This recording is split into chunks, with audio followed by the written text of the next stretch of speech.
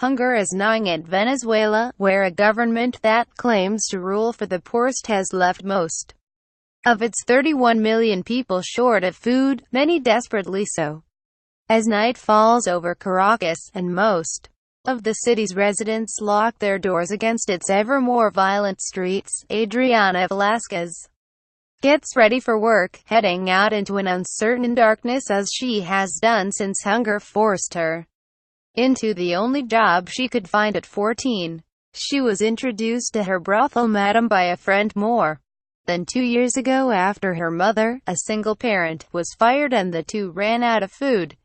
"It was really hard, but we were going to bed without eating," said the teenager, whose name has been changed to protect her. Time to take a stand for Venezuela's Sistema Marshall Marcus Read more.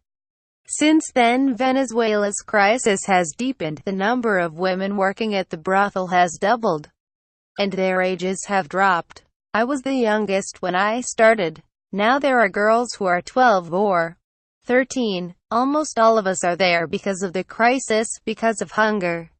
She earns 400,000 bolivares a month, around 4 times the minimum wage, but at a time of hyperinflation that is now worth about $30, barely enough to feed herself, her mother and a new baby brother.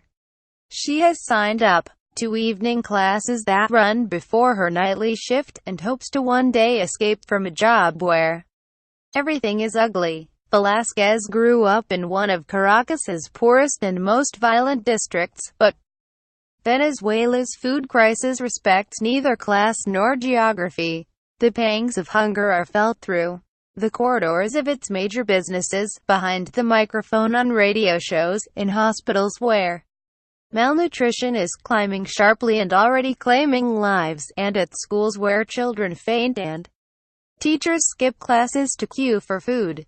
Thieves stealing Venezuela's zoo animals to eat them, say police. Read more. Nearly 3/4 of Venezuelans have lost weight over the past year, and the average loss was a huge 9 kilograms, or nearly a stone and a half, according to a survey by the country's top universities. For many that is simply because food is too expensive. 9 out of 10 homes can't cover the cost of what they should eat.